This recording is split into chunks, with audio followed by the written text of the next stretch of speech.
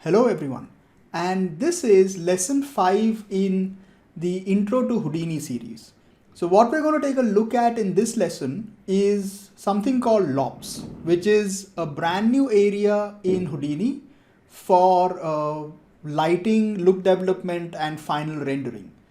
So the idea behind LOPS is fairly simple, right? Usually or traditionally in Houdini before this is what your final scene would look like at object level. Okay, so you would have your geometry, you would have lights, you would have a renderer, and you would have materials. And then if you have, this is a very, very basic scene, but usually you would have more lights and you would have more, geometry pieces and everything. So the whole thing would sort of look something like this, quite scattered. You would probably make network boxes and, try to organize them and everything. So what the idea with LOPS is that you bring all of it together into a single node tree. So firstly what it does is it kind of allows you to organize everything extremely well. And it also allows you to do a lot of other things, like you can experiment with a variety of lighting situations and just switch between them. So it gives you the kind of flexibility that you were getting with SOPs, like at modeling level, but now you can do it with a full scene. So what LOPS looks like is, just to sort of give you a preview, is this is what LOPS would look like. So the first thing to remember is once you come into LOPS, it's a completely different scene. Like whatever you were having at object level is not going to be seen inside LOPS. Like inside LOPS, you build your own scene, altogether. Okay, so beyond being a look development and final render area, LOPS is also one more thing, which is it is an area for authoring USD. So USD stands for Universal Scene Description, which is a new open source format from, I believe, from Pixar. And the idea is it's sort of a layer based scene format in which you can store all of your geometry, your materials, your lights, your camera, your render information, and then seamlessly transfer it between multiple softwares. Okay, so to get started, right, I'll make a new file. And what I want to do is I want to cover some absolute basics. So I want to cover how to get your geometry into LOPS, make some more stuff in LOPS, and then add some materials and do some lighting and rendering, add a few lights in there, and then also do a little bit of light linking, and then do a final render. So I'll just start off with a simple piece of geometry. I'll take a sphere, and all I want to do is I want to create a couple of groups. So nothing too crazy, right? So I just want to come here to the front view, and I want to press 4 and select some faces and then create a group out of it. So we'll call this top, and then I'll take a group combine, and we'll say bottom is not equal to top, and then just take a null, and we will, so a null is just a dummy object, right? It's not really, like most softwares have some kind of a dummy object or a locator. So a null is essentially that. It's just useful to point things out, right? If you want to take one geometry from one folder to another, or anything from one folder to another, it's you usually take it through a null, so it's just easier to point it, like, okay, like it's called out, so go to out, and that's basically it. So we just have this one thing. The reason I created groups is so that I can show you how to import groups into LOPS as well, because the technique is slightly different. Okay, so we can take type LOP, and you'll get something called LOP network, and just jump in. It gives you this issue because it says, it requires RenderMan 23. Default Houdini sort of ships with RenderMan 22.6. 23 hasn't been released as yet, so I don't have RenderMan right now. Okay, so the first thing we want to do is we want to take something called as a SOP import, and a SOP import allows you to import a geometry from your SOP network. So we'll just click here and we'll take out. And traditionally you want to import it, you want to click on load as reference, because it's sort of, it's a little more efficient that way. So once you hit load as reference, and you want to see, if you want to see the scene graph or the scene tree that you are developing, we can split this viewport top and bottom, and I can right click here, come to USD and say scene graph tree, and you'll see that what you have is, let's just call this as sphere. So what you have is, you have an object called sphere, and inside it there's something called mesh 0. That's what it calls everything traditionally. So the primitive path is kept to /$OS. So what that means is, like, whatever name you're giving here is the name that will come up over here. Okay, so the first thing is, we don't have our groups, right? Like if you middle click here also, or you press on the eye, you can't really see anything. It's a different context altogether. So there are two things. Like one is you have an import group option here, which is essentially, it'll actually import just that group. Like it's not importing the full object. If you say import group over here and I say import top, then it's only going to import the top group. Okay, but you're still not seeing top over there. So this is nice. If you just want to import a part of your geometry, you can import a group. But what we want is, we want to import the groups so we can assign materials to them. So what you can do is, you switch on import data, and here you can do a bunch of things. So if you want to import attributes that are there on your geometry, you can import those. But what you can do more is, you switch on subset group, and then you can import the group. So we'll pick up bottom and top, and then you'll notice that here, see, you have bottom and top. So this is how you can import groups. Okay, so along with this, I want to create a couple of other objects. So let me just create I'll create a pig head, which will also come in with a material. So I don't want that. So what I want to do is, I want to come to materials. It makes ready-made materials for itself. I'll just clear it out. I don't want it. And I can move it up. It has some inbuilt, transform options. So I'll just scale it down a little bit. And okay. And then let's create another one. We'll create a test rubber toy. And that will also come in with a material. So I can just clear that out as well. Okay. And then let's just keep this here. Let's come into this guy. Let's keep it there. And let's merge these three. So we can just merge them together. And see, it automatically shows you, like, it's taking these in as layers. Okay, so these are traditionally automatically being treated as layers. And then I just want to rename these a little bit. So I'll just call this pig head, and I'll call this rubber toy. Okay, so the names are simpler. Now you can also, either you can merge it, or you can also take them one below the other. Like, that is also fine. Okay, you can just connect one geometry into another. And if you plug it in here, see, so this becomes layer 2, and then this becomes layer 3. And if you select it, you're getting your objects. I prefer to take it through a merge. It just, like you can sort of group it together, say this is my geometry, this is all coming in over here. But this is also perfectly acceptable. Okay, you can go either ways. But yeah, for now, I'll just sort of take all three and plug it in this way. Okay, now what I want to do is, I just want to create some materials and, assign it. So let me also I want to take a transform and move this. Yeah, maybe scale it down a little bit. Okay, and then lastly, let's also take a grid. Okay, so I'll just you'll get some basic geometry in here, like we'll just create a grid. Okay, this is good enough. Okay, now we want to create a material. Okay, so what you need to do is, you will get a node called material library and plug it in. And if you jump in over here, you come to an area called, you come into the Vex builder, where you can now start creating materials. So we will create 1, 2, 3, 4 and 5. So 4 and 5, because the materials we want 2 materials for the sphere, and then 1 each for, the rest of the objects.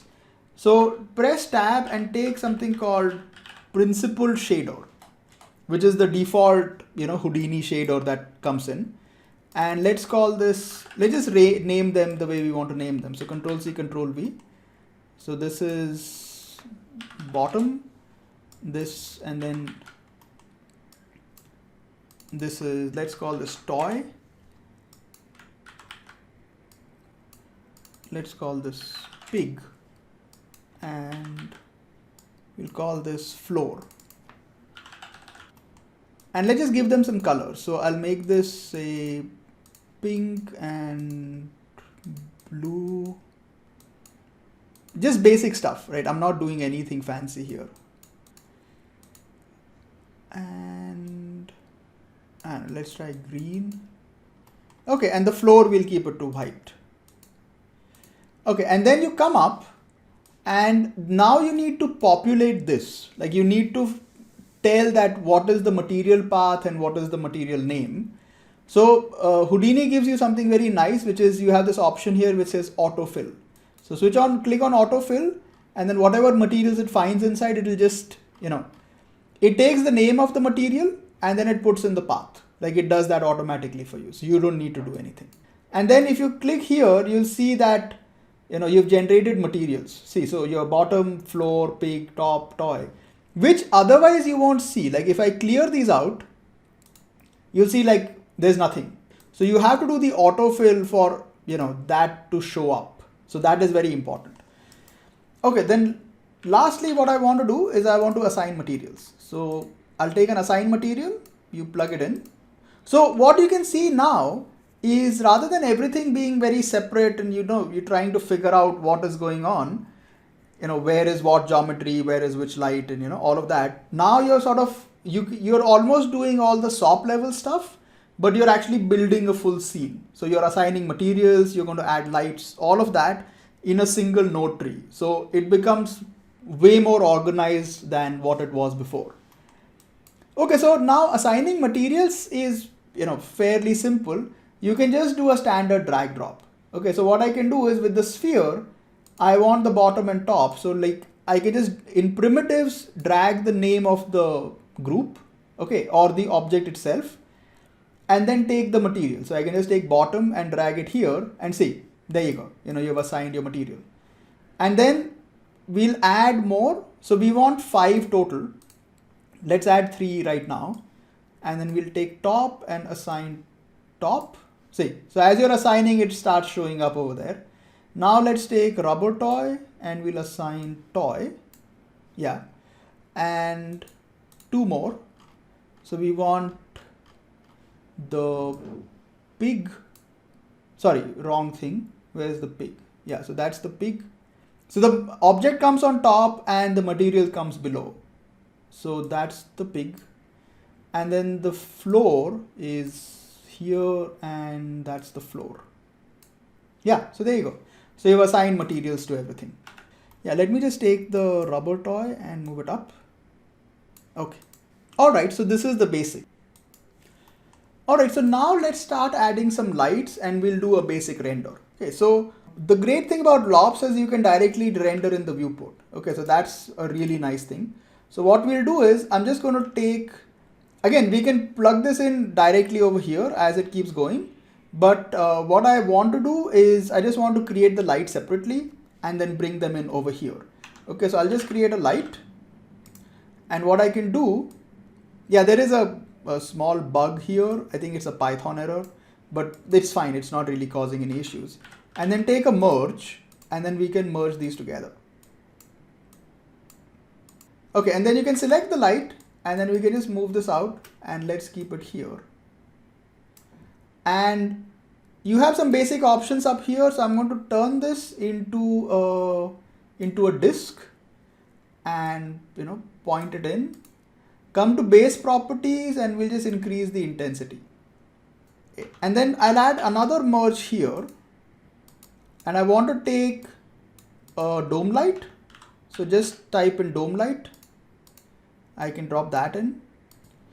And I want to take an HDR for my dome light. So I can come in here and, or no, let's not take an HDR for now. I'll just give it some color. Okay, so this is fine. And now let's just render this. So I can just come down here. I can take, we can take something called Karma, which is the new renderer. Karma is still in beta. Like the older renderer was Mantra, but Karma is a lot faster. And also like the scene processing time is a lot faster. So you can just take this and connect it in there. Come to Karma and then all you need to do is click here Let me just save this file. Yeah, and I can just click here and you'll get the option. Now, the great thing about LOPS is that it's not tied up around Karma. Okay, you can install any renderer that is available within Houdini as long as it supports LOPS. Okay, so all the render engines that are available for Houdini are currently sort of building up support for it. So RenderMan 23 is going to support LOPS, and Arnold, the newer version, and also like V-Ray has announced it, Redshift has announced it. So everyone is sort of, building up support for it. So yeah, so once they release their plugins, you should be able to just install and use them. So we can just click here on Karma and it will render it. So it takes a couple of seconds, but there you go. Okay, so pretty straightforward.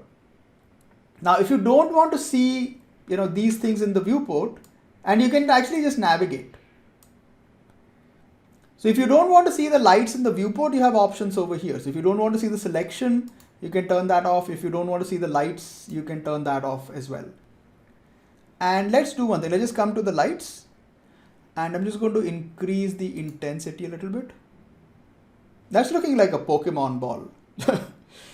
Okay, let's do one thing. Let me just make a smaller render. Okay, so I'm just going to click here, go back to Houdini, and let's create a new floating panel. So I'm going to right click, come to viewer, say scene view, and then switch over to LOPNet, and then just, so it's a smaller render, so it won't eat up as many resources. And then I can click here and take Karma. So there you go. See, so that's a lot quicker. So I can just lower the intensity here. Let's add one more light, and then we'll take a look at light linking. Okay, so let me just turn this off, and I'll take another light, or let me just duplicate this. So Control C, Control V. We'll plug this in, and I'll just move this to a side. Okay, so let me just hit Karma, and yeah, so let's do light linking. Okay, so what you can do is if you type in light, you'll get something called light linker. Okay, and you can drop that in the middle, and it's a pretty nice thing. So what you get is you get your lights on the left and you get your geometry on the right. And let me just come in here, and I'm going to just color these. Okay, so this one I want it to be yellow, and the second light I want it to be pink. And also let's come into the material and make the floor brighter. So I'll pick up the floor and I'll just make it brighter. Okay, so now what I want to do, as I said, is I want to essentially just link the lights. So let's also take the dome light. I'll make it a little bit bluer. Okay, so the way it works is fairly simple. Let's say that for the sphere, or let's say the toy and the pig should not be affected by the yellow light. So what I can do is I can actually take the pig head and the rubber toy, and you have an option up here which says create new collection from current selection, which is, it'll just group these together. Okay, so I can just click on this, and we'll just call it toys. So it will create a collection called toys, and I can drop this here, and it has a very basic option. It says what light will be affected by it, or what lights will be affecting it and what lights won't be affecting it. So I can just take light 1 and drop it in the not affect area, and that's essentially it. Okay, if let's say I also drop in the dome light here, see, so now these two are not getting affected by the dome light either. They're just being affected by the pink light. Okay, or like if I want to remove one of them, I can just pick the dome light and just remove it. See, so now okay, so let's say if I don't want the grid to be affected by the dome light for some reason, so I can just take the grid. Okay, now when you select the grid, the other rule disappears. If you want to see everything, just turn this off, like filter based on selection. Then you'll keep seeing everything. So I can take the grid and drop it. It creates a new folder for it. And I can take the dome light and drop it in the not effect. See, so now the floor is not being affected by the dome light. So it's very easy to do stuff like this. And then let's also take the sphere and we'll say the sphere is not being affected by light 2. So now light 1 is only affecting, the central sphere and the grid. And light 2 is only affecting, the pig and let's do one thing. Let's also, like, we can take this guy, and maybe the grid is also not being affected by light 2. Yeah, see. So it's very easy to do this stuff, like just very easily you can have, links happening or not happening, stuff like that. The other thing that you can also do, and then if you don't want it, right? So this is where it becomes nice, is that if you don't want it, you can just, shake this and remove it and you come back to normal. Okay. So which otherwise in a traditional system, you would have to go back to the light linker and, turn things on and off and remove all of the rules. Here you just disconnect the whole thing and, you're back to normal. So it's very easy to do this stuff, which you couldn't do before. The other thing you can also do is there is something very nice called as a light mixer. Okay, so a light mixer is essentially you get this really nice little area where you can drop in your lights, and then you get this really nice little slide or control. So if you want to change colors, you can change colors. If you want to, like, let's make this blue, let's say I want the dome light to be green, I don't know, like whatever you want to do. And you want to control intensities, it's very easy to control intensities. You want to control the intensity of the dome light. Okay. So all of that stuff is very easy to do. Yeah, okay, I think everything has gotten too bright. See, so I can pretty much just turn off everything in one shot. Okay, so if I just want to sort of, test out, and what you can also do is you have other options, which is pretty nice, is you can actually like solo stuff. Okay, so let's say if I take this and I bring it up, and then if you want to see this as a sheet, you can see it as a sheet. And the great thing here is, okay, let me just lower the intensity of the dome light. And I can just come to the sheet, and if I want to solo anything, I can just solo it. Okay, so it's very easy to work with, if you just want to affect your lighting and just see how it's working, you can very easily do those things. Yeah, and then let's add a camera. So I'll just turn this back to Houdini GL, and I can take a camera and click here, and we can go to camera view. By default, it will be on the ground, so we just need to sort of readjust it. And I'll come to the view and make it about 35 degrees. Yeah, and so here also, like, I can just look through camera. And let's do one thing. Let's turn off the selection and this thing. Yeah, and then if you want to do a final render, you can do a final render. Okay, so what we can do is I can just come here. I can come to Karma, and if you come to rendering, you have some basic options here. So you can do number of samples, and you have light sampling quality. So what I'll do is I just want to do a very quick render. So I'm going to bring the light samples down to 4. It's going to be very noisy. And I'll come to images, click here, and we'll say sequence of EXR files. You can keep it to anything. And by default, it will save it to a folder called render inside the folder where your file is saved. Okay, so my file is saved here in intro files lesson 5, but I just want to save it where it is because I don't have a folder called render. So I can just delete this. So it'll take the name of the file and then, a $OS and then whatever is the frame number, but I'll turn it to JPEG. And I want the render size to be like pretty small. So we'll do 640x480. And what I'll do is I'll come to render and turn on scheduler, which will show me the progress. And let me save this file, and I can just hit render. So it default picks up the camera that you have. If there's more than one camera, you can pick up those as well. And then hit save to disk. And so this will kick off and should be done in a while. Yeah, so that's basically it. I upped the samples to 24, which still isn't enough, but I don't really want to waste time. But yeah, usually it's kept to 128, which is a good enough value. But 24 is a little low, like it'll come in pretty grainy. But yeah, there you go. So this is your basic render. Now, another thing that you can do before we close this is you can also turn on optics denoiser, which comes inbuilt.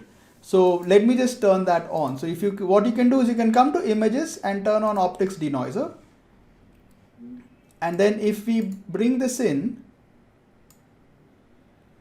and if I switch over to Karma, then you will get an option down here which says enable denoising. So when you turn it on, it'll take a few seconds because it needs to kick off the GPU, because the denoising happens on the GPU. And it is pretty much dependent on, since it's optics, it's dependent on NVIDIA GPUs. It's not going to work on AMD, at least not to my knowledge. So if you are going to use this, you have to be on an NVIDIA card. But then now it's sort of like when you render it, it'll give you, now it sort of kicks off the denoiser. But yeah, so this is as far as, the basics of LOPS is concerned. Okay. All right, so now let's move on to something slightly more complicated, which is how to do instancing in LOPS, and also how to generate attributes and use those attributes to affect materials in LOPS. So what I have is I built this really, like, it looks a little complicated, but it's mostly fair. It's pretty simple. I made this really silly looking plant-like thing. And what I have is I have three different variations of them. I have a sphere and a box and a torus. And just to show you what it is, it's essentially, I just have a line and then I resampled it to get some points on it. And also because I wanted to generate like the curve view. Okay. And then I created a group of the top point, using the end value. And then I created a group of the middle points. I skipped the first and the end points. Okay, like 15 of the beginning and 3 from the end. And then I did 1 of every 2. So I'm selecting some stuff in the middle. Okay, and then I have a p-scale, okay, which is generating a ramp like that based on the curve view. So all of the stuff that we've done in the previous lesson. And then I do a bend. Okay, and then I use an orientation along curve, so it will sort of, flow along the curve. And then I have some basic grids which I have copied on, the middle points. The basic line gets a polywire. And then on the top, I copy a sphere. Now, the other important thing is I put each one of them in a group so that I can adjust that when I go to LOPS. And then I also created a wrangle and created a vector attribute for the leaves. Okay, you can also create a float attribute, but I wanted to create a vector because I want to modify the color. So I created an attribute called v at leaves and just kept it at 1. Okay, and the same thing happens for the flower, which is I have an attribute called v at flower is equal to 1. And then I just duplicated that 3 times or 2 times more. And this is for the box and this is for the torus, and they have the same group name and they have the same attribute. Okay, so just 3 different variations of the same thing. Okay, so I have my flower and I have like 3 flowers, basically that. Okay, so now let's come into LOPS and we will import this. So I'll come into LOP network and I'll take a SOP import and click load as reference and then just pick up out flower A, and I'll call this flower A. And let's split this. I'll close that. I'll split this top bottom so we can see the scene graph. The scene graph is important because when you want to assign materials and stuff, it becomes a lot easier. So we have flower A mesh 0, and let's set this one up because the other 2 are going to be exactly the same. So I'll just come into import data. I'll turn on attributes and we want the flower attribute and the leaves attribute. And then come into subset groups and just pick up all 3. So you'll see that You can also try to do a star, which will hopefully do the same thing. See, so all the groups essentially get brought in, and then just duplicate this. So Control C, Control V.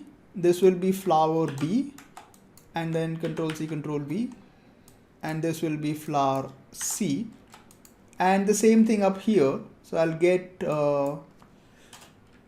flower B, and then this is flower C. Okay. And then I can just merge these together. So if I just take a merge, so 1, 2, and 3, and you'll see that you basically created 3 layers. So that's good enough. Now let's quickly do instancing. Okay, because it's actually pretty simple. You don't need to do anything too fancy. But see, there you go. So we just have everything merged together. So let's take a look at instancing. So what you do is if you type an instance, you'll get something called instance to points. What this is essentially is actually a geometry folder. Like if you come in here, you'll notice that you are actually at geometry level, and default it has an add node in there, okay, which is generating like 1 point. Like if you click there, you'll see there's 0.0. And if I just plug this in to the second input, and it will generate, it's basically doing instancing. So what you can do is you can turn off use entire stage, and it will automatically randomize between whatever is existing. So if I start to switch through, or if I jump to index, and this is 0, and this is 1, and this is 2.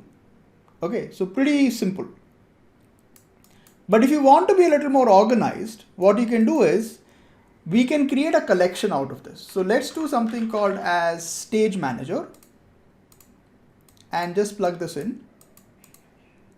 And here we can create like a folder, and then just call, because let's say if you connected 10 objects in there and you want to create an instance of just 4 of them. So this will, if you just connect it directly into instancing, it will use everything.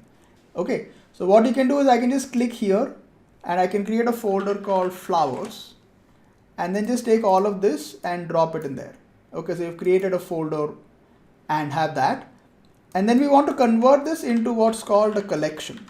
So we'll take a collection, and you need to name the collection. So we'll call it flowers. And where does it need to look for? So it needs to look into this collection called flowers. Okay, so what you do is you just come in here, and we do /flowers. And when you do slash again, it's asking what, you can just put a star in there. So it'll just pick up everything. And then inside the instance, you plug this into the instance. And here in the prototype primitives, we say %, and the name of the collection, which is flowers. Okay, so if you come up here, see, this is the name. This is the name that we have, collection named flowers, and that's what we use. So the advantage of this is, like, if I add a grid here, or let's say if I take a sphere and I add in these two as well, because my stage only has, my flower folder only has those, when I come to my instance and I go through it randomly, see, it never brings up the sphere or the grid. Okay, which it can, if I don't do this, or if I add in the grid into this, it will bring it up. So if I come back to my stage manager, and then I drop the grid in there, and now if I come back, and if I start to change, see, you do get the sphere every once in a while. So this is the advantage of having the stage manager and the collection, because then you can sort of just say, okay, we have 20 objects, but I want to instance only these 10. Okay, or you can have multiple of them and have multiple instances, and then each one can use something different. So let me just remove that. Yeah, just drop it onto the root, and that's good. Okay, so we're back to this. Now let's do something better with this, because this is just a single point. So what you can do is jump in, and I can create a grid, and you'll immediately see it sort of do what it's supposed to do, which is, see, it's randomizing between the sphere and the torus and the box. Now what I can do is I can take a scatter. So there you go. So it's scattering it. Let's do one thing. Let's do what we had done, previously, which is we can use the index value. So I can come up here and set this to index, or actually set it to index attribute. So we can generate an index attribute, and whatever is the attribute value is what it will use. So jump in here, and then if I take a wrangle, and let's say if I just create I at index is equal to 1, and see, so if I drop it here, like after the scatter, let's call this index, and so if it is 0, you'll see the sphere. When it is 1, you'll see the cube, and when it is 2, you'll see the torus. But what I want is, let's say if we can use a noise map and scatter them that way, that would be nice. Okay, so let's keep this to 0, and let's come into the scatter, and we'll create a noise, an attribute noise. I'll call it C and keep it to 1D, and let's try to work with this. So I'll come in here,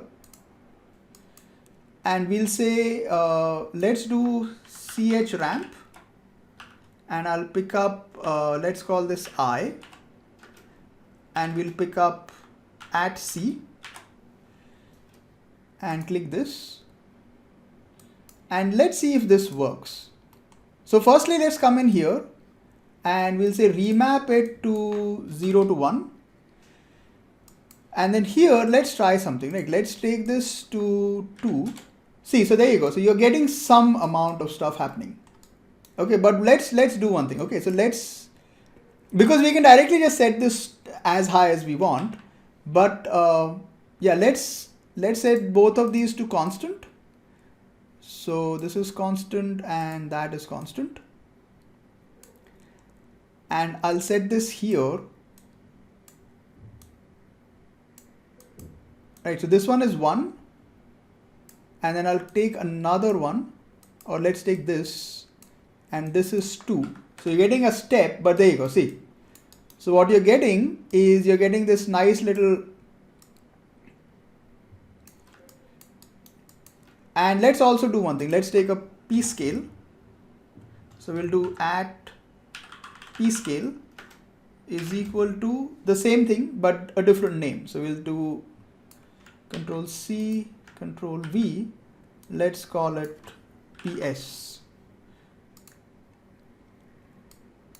Sorry, yeah, you don't have a semicolon at the end. That's why there was a problem, but there you go, see. So now the sphere will be the smallest, and these guys are the largest, like the torus is the largest. And then we can add like a randomize. So we'll do an attribute randomize. Let's set this to orient, and we'll set this to 4, and this is 0 and this is 0, and that is -1. So we get like, random distribution like this. And I can come back to my attribute noise. I can come back to my index and maybe adjust it a bit more. So let's keep this, a little bit like that. And let's also take the attribute noise and make it bigger. So I want less roughness and bigger in size. See, there you go. Yeah, and let's try to adjust this a bit more. So index and see, so you can see the torus values actually adjusting.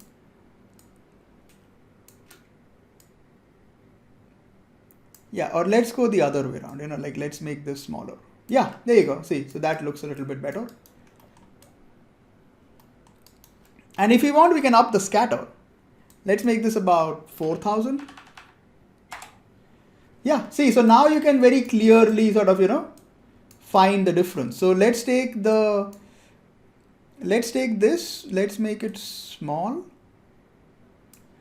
or let's keep this big enough, and then we can try to sort of differentiate between those.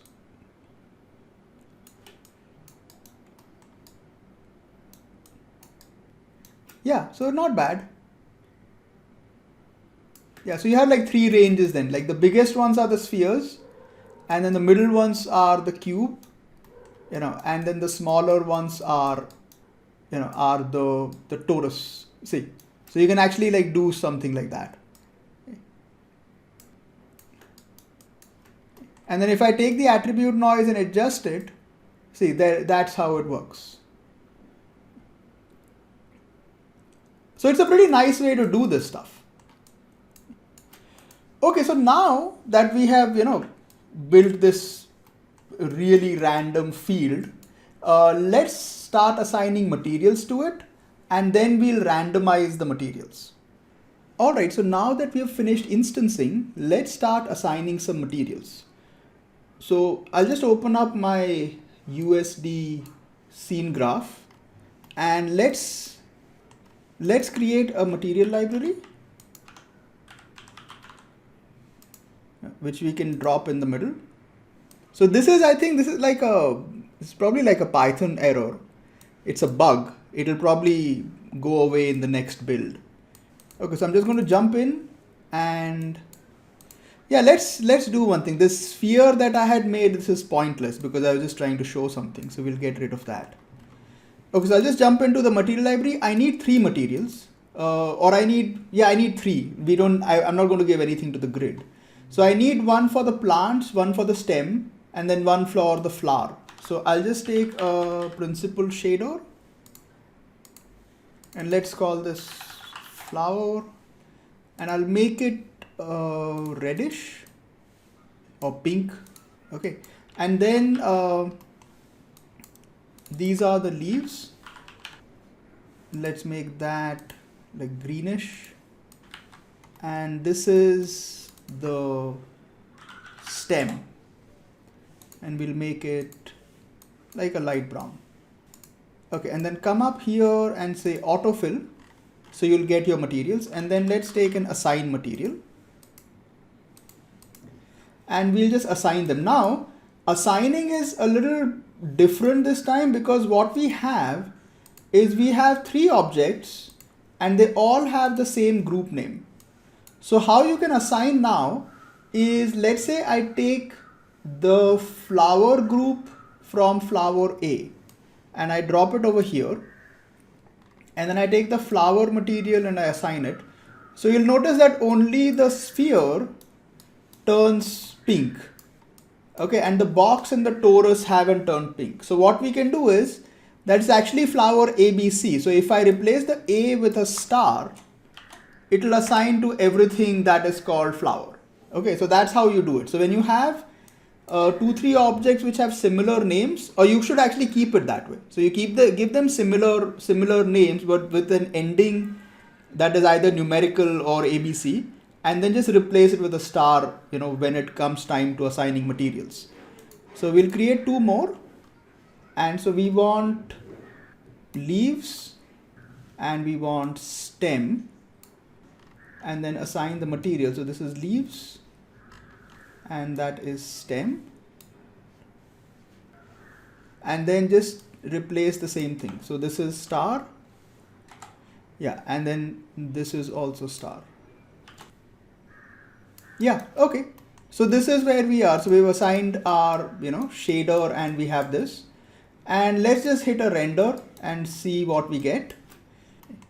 So the grid, actually I can bring in later, so I can just take the grid here, and even if you want, you can actually plug it in the first input. Okay, so this becomes like a floor for it. So you can do that as well, like even that works. So we'll just make it slightly bigger. And then let's take a dome light, and I will give it an HDR. So let me just pick up something. So I'll pick up this one.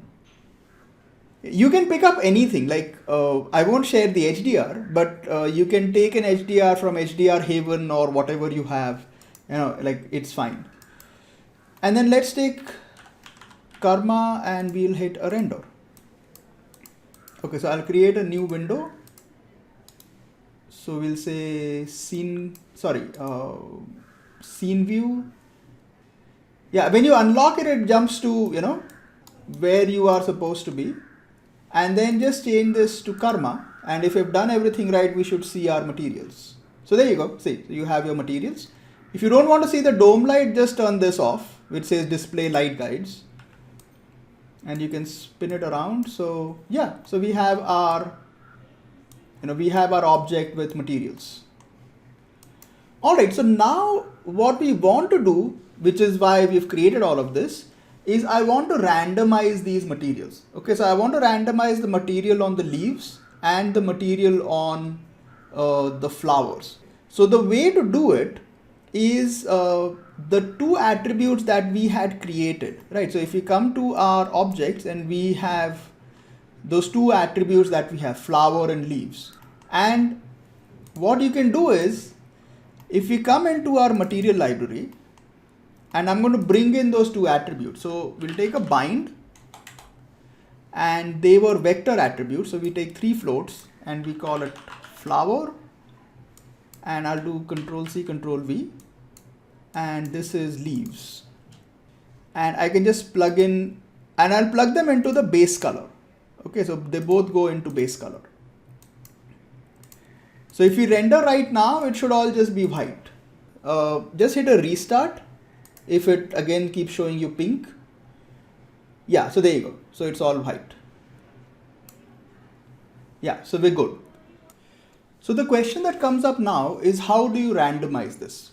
So there is a specific reason why I took, or why I created the two attributes. Because the basic way that you can randomize a material via instancing is that a material, the base color, the attribute or the parameter is actually just called base color. Okay, so like, one word.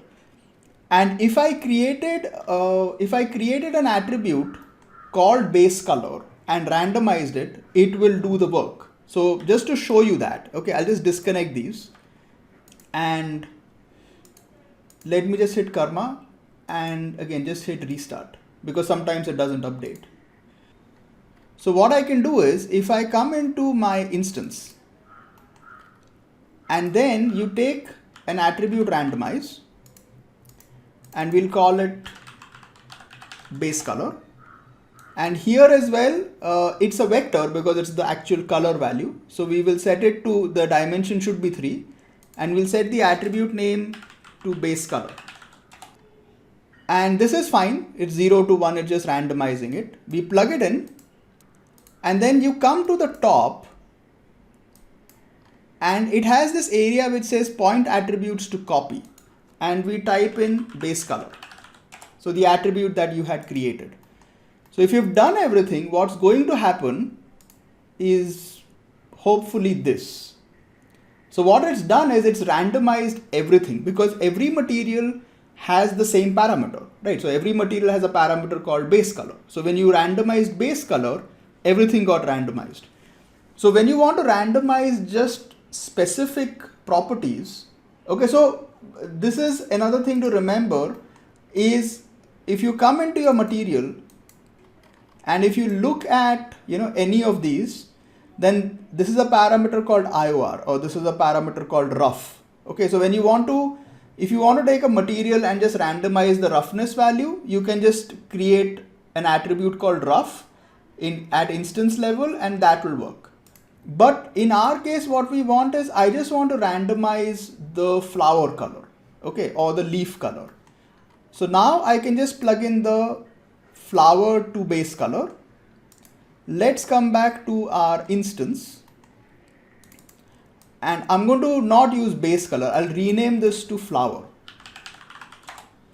Okay. And come to point attributes to copy and change this to flower as well. And if you've done everything right now what should happen is, see, Alright, so we've randomized, the color of the flowers, but let's say if you don't want to randomize it, let's say we want to base it on, the noise map that we had created.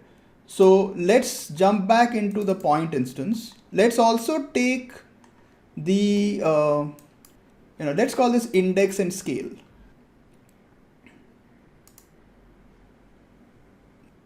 Okay, let's just call it index. I think it's causing some problems. Yeah, okay. Yeah, let me just come down here. Let's just adjust these scale values. Maybe I don't want them to be that small. Yeah, those ones are like a little too tiny. Yeah, okay, I think that's better. Okay, so now what I can do is instead of, let's call this, yeah, let's just disconnect this. And what I can do is I can take another wrangle. So let's take an attribute wrangle. And let's do one thing. Let's take the noise attribute that we had created, and this might be a little difficult to display here, but it will hopefully show up when we render it. So what I can do is, let me take a color. I want to set a color based on the noise map. So I'll say ram from attribute and it's C, and we have this.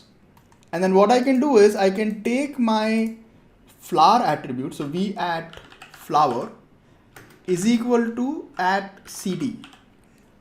So what that should do is it should take the color that we are generating here and transfer it to my flowers. Okay, let's see if that works. Yeah, so if I hit render, and there you go, see. So you can see the noise map being spread out. So so the bigger ones are now getting like the black color and the smaller ones are getting white. So if I come into my my color map, and now I can set color. So let's say these ones should be pink, the way they're supposed to be. And then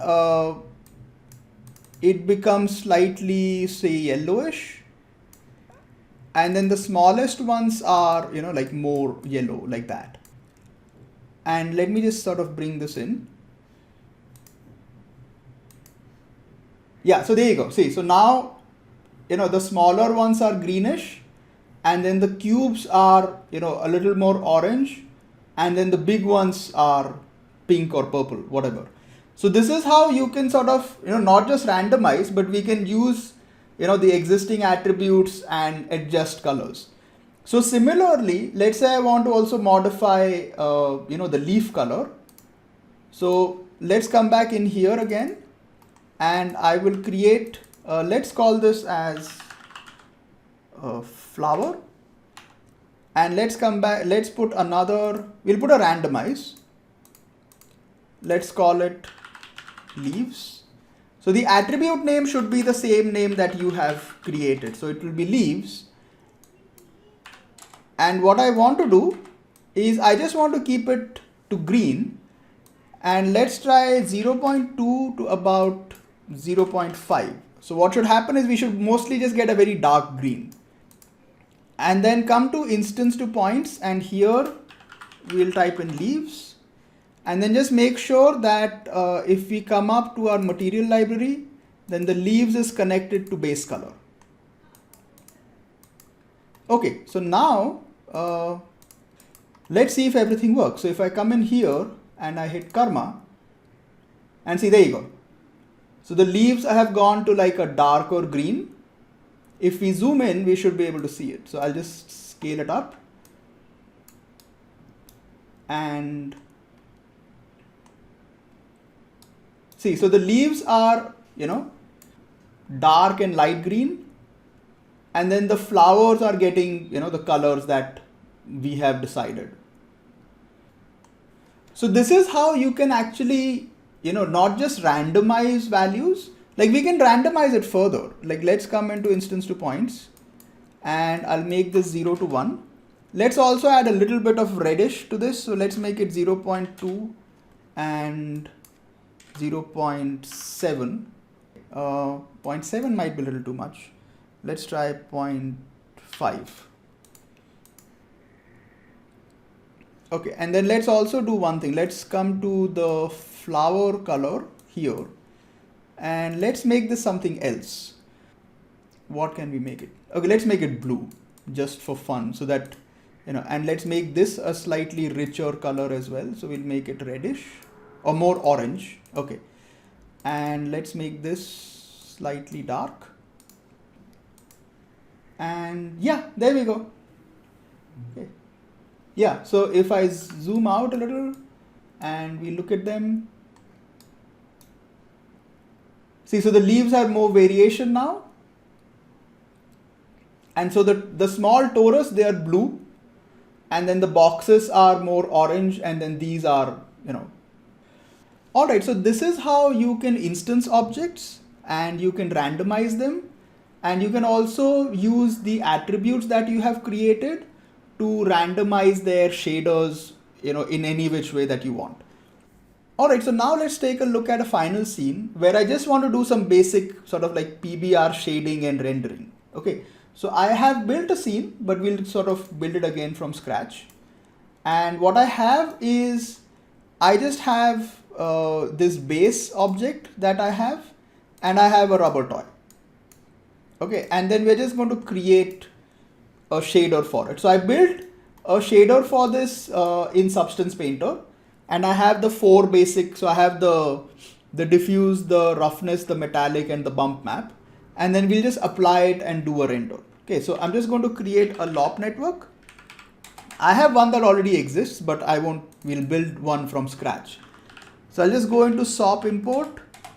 Let's call this toy, and I'm going to load up the toy, and I'll duplicate this. I'll call this as base, and we will load up base, and let's merge these together. You can also take them, as I said, you can also take them one after the other, which is also fine. But usually I just like to merge them, like that. It just, I think it's just the way I normally work in SOP. So it kind of, makes sense to me. So I'll just take a transform here. I just want to make this slightly smaller. So I'm going to bring it up and then make it slightly smaller. Okay. And then, so let's just zoom in. Let's create a camera. So we'll switch to camera. Okay, let's open up a new floating panel and we'll set it to scene view. So this will be our render window. Okay, so let's do the same thing. So we'll create a material library, and I'll create 2 principal shaders. So let's call this as toy, and let's call this as base, and we'll come up and say autofill, and then let's split our viewport top bottom and take the scene graph tree, and then we can do assign material. So the scene graph tree is useful because when you want to assign materials, you can just do a drag drop, like that is very helpful. So this comes to base, and then that is the toy, and it gets this. Okay. And then let's put in a dome light. So I want to take a dome light and then just give it, this HDR that I have. And then we'll take, even if you don't take karma, it will still automatically, look up karma and start rendering. But having this gives you more control. Okay, so we can just take this and switch on karma, and yeah, so there you go. So you have your basic scene, which is great. All right, so now let's just assign the shaders. Okay, so I'll come into material library, and if I come to the toy, the principal shader has an area where you can just pick up textures. But what you want to do is you want to get your base color to 1, because what it does traditionally is it will multiply this color with the texture. Okay, so just take this and make it white. Okay, so that is important. Okay, so now we'll come to textures. I'll switch on use texture, and then I'll click here, and I have my basic textures. So I'll pick it up, and you'll also see it in the viewport. Like if I just, hide this a little bit, And here again, like if I turn on final rendering, see, so you should be able to see it. Or even without it, see, so you can see that over here. Okay, and then I want something for the metallic. So I'll turn that on and I'll pick up metallic. Yeah. Okay, and then, yeah, let's get metallic to 1 over here. Yeah, there you go. So that, this is important. Like you do need to just adjust the value over here as well. And then, we'll get the roughness slightly high, or actually no need, but let's just take the roughness and then we will, pick up the roughness from here. Yeah, let's do one thing. Let's see what happens. So we'll get the roughness to 1. Yeah, so that sort of multiplies it with, the existing. And then lastly, I'll just pick up a bump map. So I'll click here, I'll change the texture type to bump, and I'll pick up the height. Yeah, so if I make this slightly bigger, so there you go. Okay, you have your basic. Yeah, the bump I'll get it to 0.01 because I think it's a little too much. And the great thing about Karma is that by default, it has certain passes on already. So if you come into render variables, and you will see that it has these whole bunch of passes that it's already turned on. If you want to see them, you can just click here, this little icon. So you can say viewing output, and if you want to see the diffuse, if you want to see the glossy reflection, if you want to see the normals, or this, all of this has UV, so we can see the UVs. And like it has volume on, we don't want volume, so we can turn that off. Let's say you want to have indirect diffuse as well. So now you can get indirect diffuse.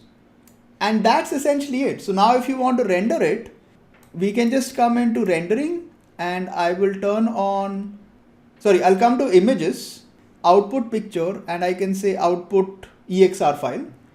I'll change this to just, where the file is stored, because I don't have a folder called render. And I'll make this small. So let's do, 640, 480. And yeah, I'll set the rendering samples to about 64. Okay, and let's hit a render. So I'll just close this. I'll save the file. And I'll open up my scheduler so I can see the progress, and let's hit save to disk. Yeah, so there you go. So this is our render. And if you click here on top on the C, then you can see all the, so the depth pass is actually like a full 32-bit. So that's why you don't see it. So what you can do is if you click here, it will readjust the pixel range, and there's your depth map. So then you have the diffuse, and you have the glossy reflection, and the indirect diffuse. So all the passes that you had, those are stored here. So before I close, there's one final thing I want to show, which is also like a really neat little thing you can do because of LOPS, is because it's a node-based structure, you don't need to turn lights on and off to test your settings. Okay, what you can do instead is, let me just open up my render window again. Not really a render window, I'm just, rendering through this. Yeah, but what I can do is, let me turn that off temporarily. Is if I duplicate my dome light, and let's say I take, another dome light here, another HDR here. And what I can do is I can actually do a switch. So this is where it becomes nice, is I'll just, I'll keep them separate. I'll take a merge here. And what I have is I have these dome lights coming in through a switch. And if I plug this in, what happens is if I hit render, you can actually switch between, multiple HDRs or multiple light setups actually. So if I take this switch and I switch to 1, see, I have a different dome light. Okay. So it's very easy to sort of, let's say if I adjust this, coming in from here, I'll adjust the exposure a little bit. Yeah.